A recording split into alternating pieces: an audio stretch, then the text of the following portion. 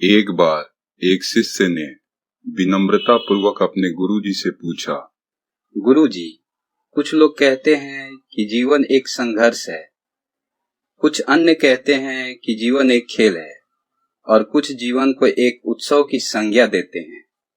इनमें कौन सही है? गुरुजी ने तत्काल बड़े ही धैर्य पूर्वक उत्तर दिया, पुत्र, जिन्हें गुरु नहीं मिला उनके लिए जीवन एक संघर्ष है। जिन्हें गुरु मिल गया उनका जीवन एक खेल है। जो लोग गुरु द्वारा बताए गए मार्ग पर चलने लगते हैं, मात्र वही जीवन को एक उत्सव का नाम देने का साहस जुटा पाते हैं। यह उत्तर सुनने के बाद भी शिष्य पूरी तरह संतुष्ट न था। गुरुजी को इसका आभास हो गया। वे कहने लगे, लो, तुम्हें इसी संदर्भ में एक कहानी सुनाता हूँ। ध्यान से सुनोगे तो स्वयं ही अपने प्रश्न का उत्तर पा सकोगे। उन्होंने जो कहानी सुनाई वह इस प्रकार थी। एक बार की बात है कि किसी गुरुकुल में 3 शिष्यों ने अपना अध्ययन संपूर्ण करने पर अपने गुरुजी से यह बताने के लिए विनती की कि उन्हें गुरु दक्षिणा में उनसे क्या चाहिए। गुरुजी पहले तो मंद मंद मुस्कुराए और फिर बड़े स्नेह पूर्वक कहने लगे, मुझे तुमसे गुरु दक्षिणा में एक थैला भर के सूखी पत्तियां चाहिए, ला सकोगे? वे तीनों मन ही मन बहुत प्रसन्न हुए, क्योंकि उन्हें लगा कि वह बड़ी आसानी से अपने गुरुजी की इच्छा पूरी कर सकेंगे। सूखी पत्तियां तो जंगल में सर्वत्र बिखरी ही रहती हैं। वह उत्साह पूर्वक एक ही स्वर में बोले, जी गुरुजी, जैसी आपकी आज्ञा। अब वे तीनों शिष्य चलते चलते एक समीप के जंगल में पहुंच गए, लेकिन यह देखकर कि वहां पर तो सूखी पत्तियां केवल एक मुट्ठी भर ही थी, उनके आश्चर्य का ठिकाना न रहा। वे सोच में पड़ गए कि आखिर जंगल में कौन सूखी पत्तियां उठाकर ले गया होगा। इतने में ही उन्हें दूर से आता हुआ कोई किसान दिखाई दिया। वह उनके पास पहुंचकर उससे विनम्रता पूर्वक याचना करने लगे कि वह उन्हें केवल एक थैला भर सूखी पत्तियां दे दे।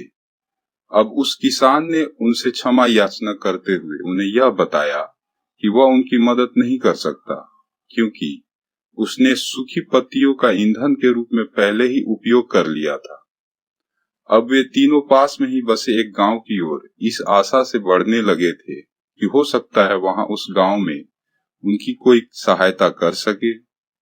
वहां पहुंचकर उन्होंने जब एक व्यापारी को देखा तो बड़ी उम्मीद से उससे एक थैला भर सूखी पत्तियां देने के लिए प्रार्थना करने लगे, लेकिन उन्हें फिर से एक बार निराशा ही हाथ आई, क्योंकि उस व्यापारी ने तो पहले ही कुछ पैसे कमाने के लिए सूखी पत्तियां दोने बनाकर बेच दिए थे। लेकिन उस व्यापारी ने उदारता दिखाते हुए उन्हें एक बूढ़ी माँ का पता बताया जो सूखी पत्तियां एकत्रित किया करती थी। पर भाग्य ने यहाँ पर भी उनका साथ नहीं दिया, क्योंकि वह बूढ़ी माँ तो उस पत्तियों को अलग अलग करके कई प्रकार की औषधियां बनाया करती थी। अब निराश होकर वे तीनों खाली हाथ ही गुरुकुल लौट गए। गुरुजी ने उन्हें देखते ही स्नेह पूर्वक पूछा, पुत्रों, ले आए गुरु दक्षिणा? तीनों ने सर झुका लिया।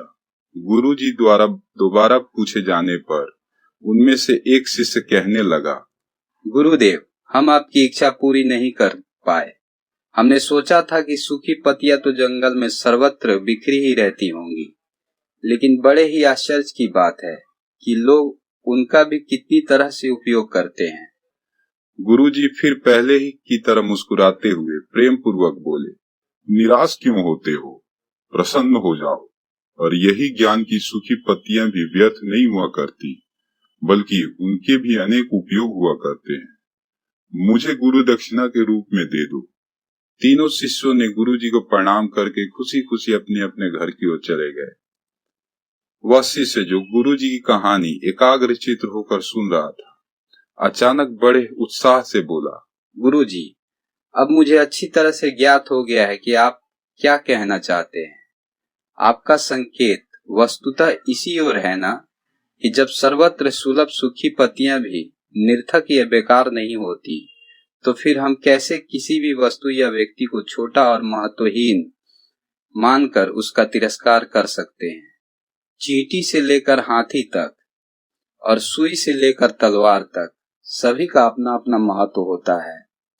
गुरुजी भी तुरंत ही बोले, हाँ पुत्र, मेरे कहने का भी यही तात्पर्य है कि हम जब भी किसी से मिले तो उसे यथा योग्य मान देने का भरसक प्रयास करें, ताकि आपस में स्नेह, सद्भावना, सहानुभूति एवं सहिष्णुता का विस्तार होता रहे और हमारा जीवन संघर्ष के बजाय उत्सव बन सके।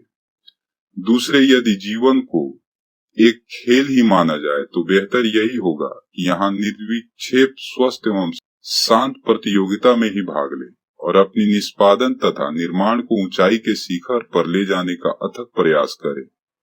अब शिष्य पूरी तरह से संतुष्ट था।